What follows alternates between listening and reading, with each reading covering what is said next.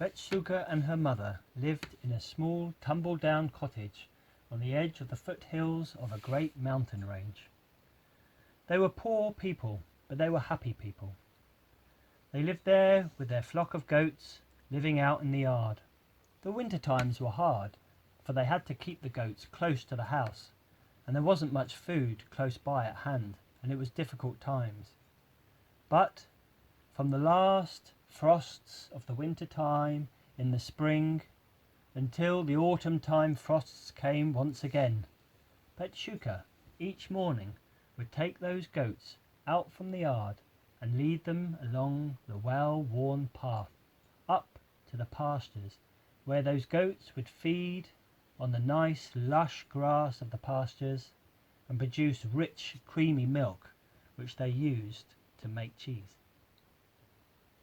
Each morning she would take those goats, lead them along the path, whistling a song to herself, happy with the sun beating down upon her back, and she would lead them up into her favourite place, where the grass was lush and green, and a stand of beautiful birch trees stood on the side. Once the goats were feeding well, she would go and sit at her favourite place beneath a beautiful old birch tree.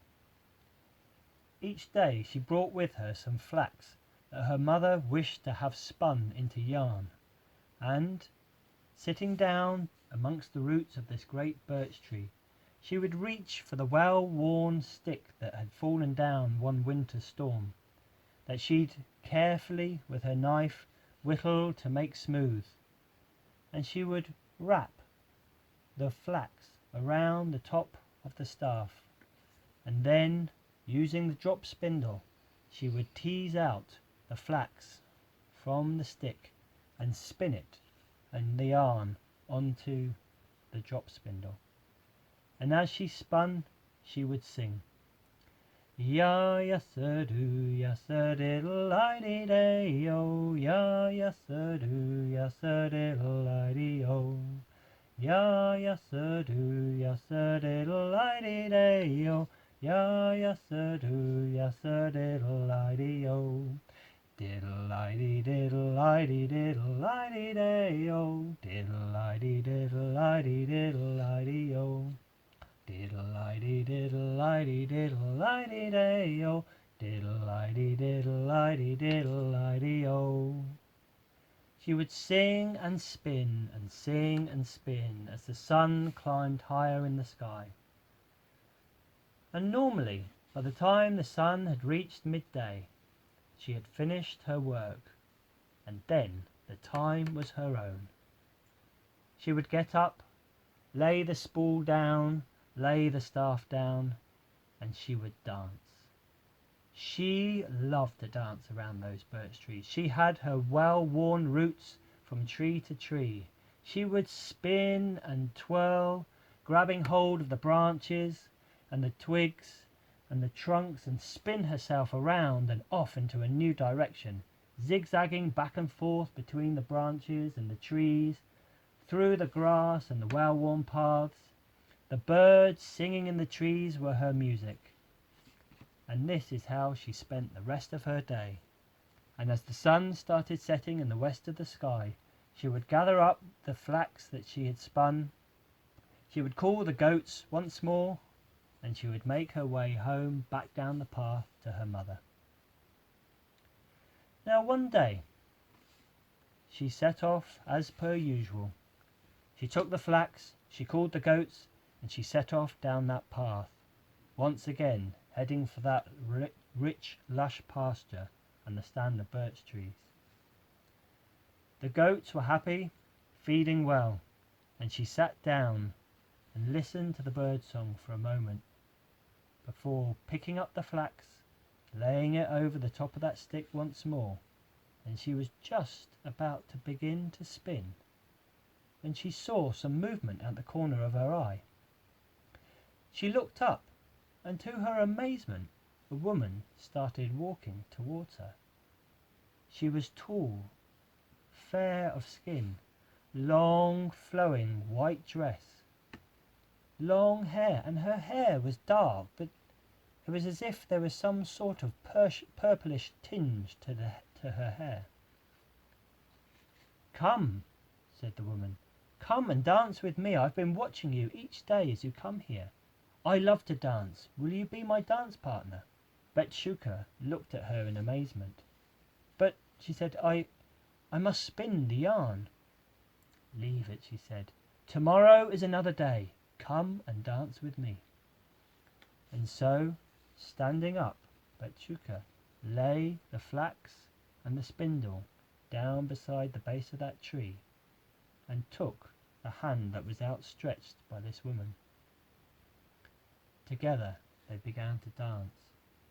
Bethuska showed her the routes that she took, zigzagging between the trees, twirling around, and this woman liked it.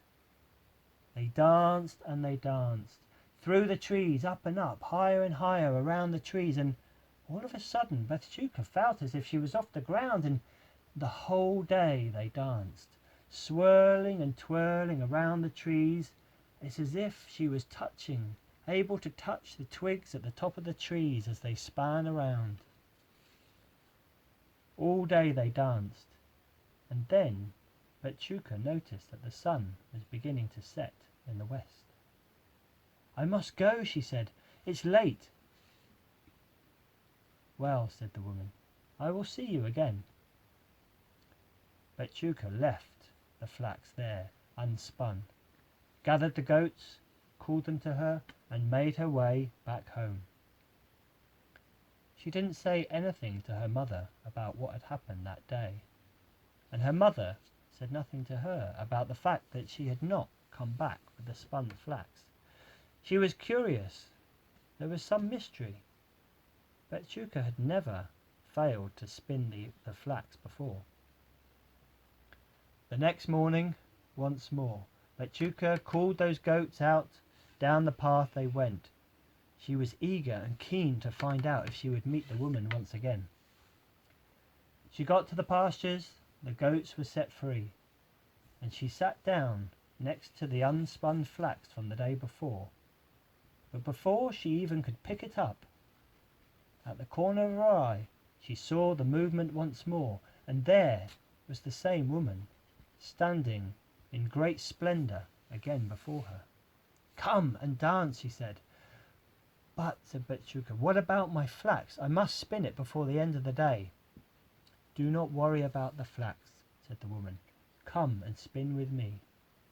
And so the two once more span around those trees, dancing, singing.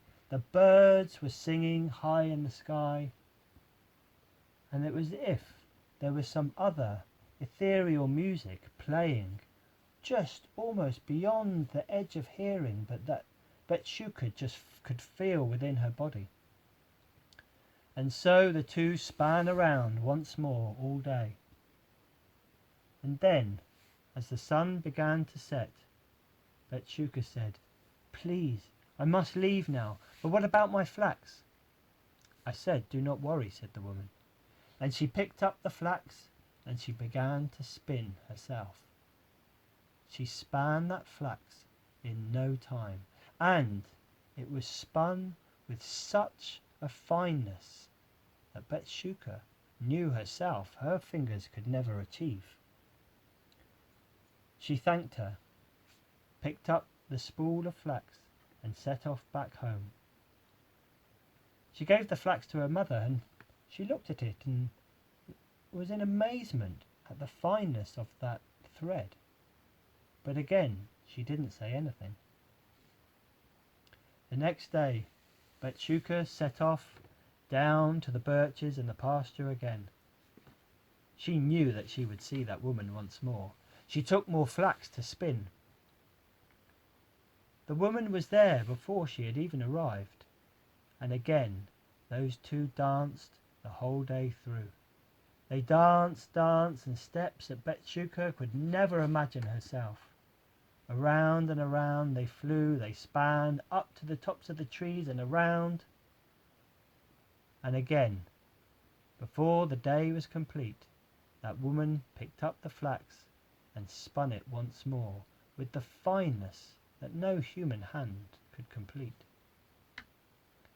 "Thank you," said Bethuska. "How can I thank you for this time together?" "You have no need to thank me," said the woman. "I just love to see you here, and to see you loving these trees and dancing in this place that is mine. Here, I have a gift for you to take home." And the woman pulled from her dress a small pouch made of felt, with some strange design upon it. "Here, this is a gift for you and your mother," she said. Bethuska took it. She carefully looked inside, and inside were a whole load of dried birch leaves, golden in colour, crisp. They must have been gathered from the autumn before, she thought. She thanked her, put the pouch in her pocket, and set off back home. When she arrived back and she gave the flax to her mother, there was no way that she could keep quiet about what had happened, and she told her all about what had happened over those past days. Her mother looked at her in amazement. "You have met the Lady of the Woods," she said. "This is a great fortune and a great blessing. There are few people who meet her. Many people feel her presence, especially up in those birch trees, but you are lucky to have met her." "She gave me a gift," said Bethuska, and she pulled out the pouch, and, tipping it out over the table, those leaves fell not out floating down in crispiness, but they fell down hard, for they had turned to gold.